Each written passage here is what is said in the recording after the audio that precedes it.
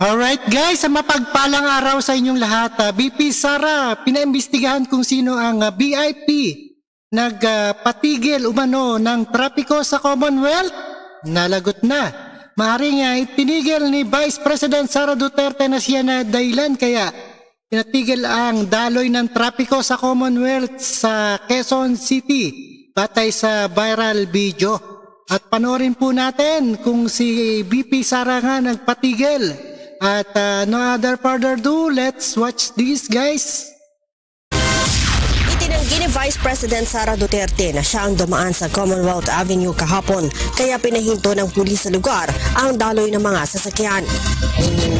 Sino? BP Sara. Sa nag-viral post ng isang motorista habang kausap nito ang isang pulis, sinabi nito na pinahinto sila upang pagbigyan ang pagdaan ni VP Sara. Sa liham ni VP Sara kay Quezon City Police District Director, Police Brigadier General Red Maranan, sinabi nito na kailanman ay hindi sila gumawa ng aksyon na makakasagabal o makagugulo sa araw-araw na pamumuhay ng mga mamamayan. Hindi din daw sila humingi ng assistance sa QCPD para dumaan sa Commonwealth. Hindi lamang anay ang misleading kundi tahasang kasinungalingan ang sinasabi sa video. Kaugnay nito, hiniling ng pangalawang Pangulo na imbestigahan ang insidente at pangalanan kung sino ang VIP na nag-request ng naturang aksyon para maantala ang daloy ng mga sasakyan. Nais din ito na humingi ng public apology ang pulis na naka-duty sa lugar at ang hepe ng QCPD dahil sa ginawang abala sa mga motorista. Agad naman nag-post ang QCPD Public Information Office sa kanilang FB page nang paumanhin sa publiko sa nangyari. Ngunit hindi nabanggit kung bakit ipinatigil ang daloy ng trapiko.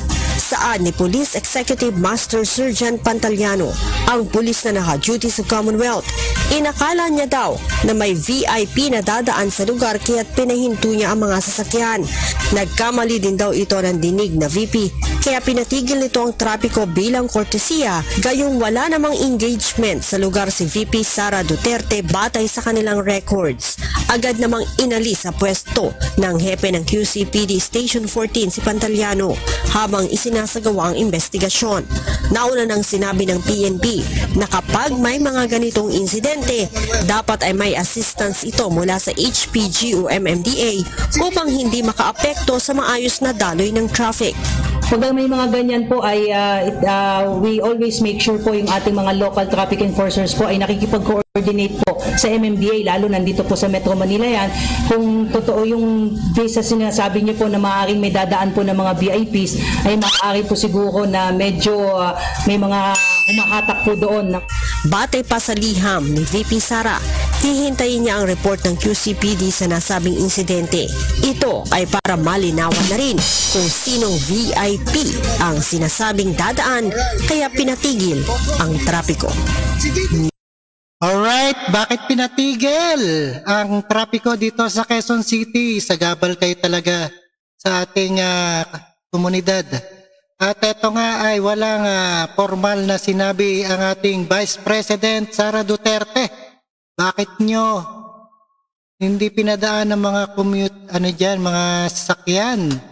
At maraming salamat sa inyong lahat and peace out.